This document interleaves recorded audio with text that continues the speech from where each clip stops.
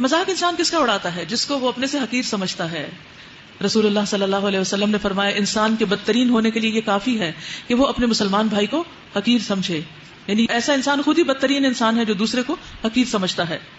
وَلَا تَلْمِزُوا أَنفُسَكُمْ، آپس میں ایک دوسرے پر تان نہ کرو. نبی صلی اللہ علیہ وسلم نے فرمایا اگر کوئی شخص تمہیں برا بھلا کہے اور تمہارے اندر جس عیب کا اسے علم ہو اس سے تمہیں آر دلائے تو تم اسے اس کے عیب سے آر مت دلاؤ جو تمہیں اس کا حال معلوم ہے. یعنی تمہیں جو پتا ہے اس کا عیب تو تم اسے نہیں آر دلاؤ گے، بس بے شک اس کا وبال اسی پہ پڑے گا. یعنی اس کا مطلب یہ ہے کہ اگر کسی نے آپ کی کسی ویکنس پر آپ کا مذاق اڑایا تو جواب میں آپ اس کی کسی ویکنس کو پوائنٹ آؤٹ کر کے اس کا مذاق نہ اڑائیں، تو اللہ تعالیٰ آپ کو آپ کے اس صبر کا بدلہ دے گا اور اس کا وبال یعنی مذاق اڑانے کا اسی پہ پڑے گا جس نے پہل کی.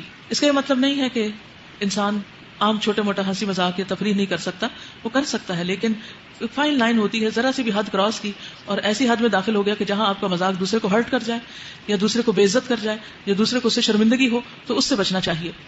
اور حسب نسب کے تانے بھی نہیں دینے چاہیے اور کسی مال کے کسی جاب کے، مثلا ہمیں پتا تمہارا باپ کیا کرتا ہے یا تمہاری ماں کیا کرتی ہے یا تمہارا خاندان کون سا ہے، یہ جاہلیت کے دور کی باتیں ہیں، ان کا ایمان سے کوئی تعلق نہیں.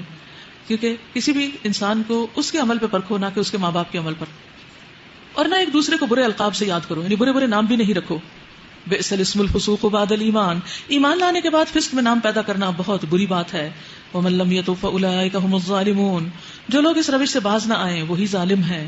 یا ایھا الذین آمنوا اجتنبوا کثیرا من الظن، اے لوگوں جو ایمان لائے ہو بہت گمان کرنے سے پرہیز کرو. یعنی دوسرے لفظوں میں بدگمانی نہ کیا کرو، کیونکہ بدگمانی حرام ہے. بدگمانی سے ہی سارے فساد اور جھگڑے شروع ہوتے ہیں.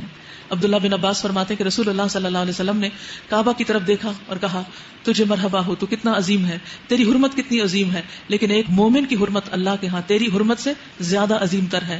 اللہ نے تیری ایک چیز حرام کی اور مومن کی 3 چیزیں حرام کی گئیں، اس کا خون، اس کا مال اور یہ کہ اس کے بارے میں برا گمان کیا جائے.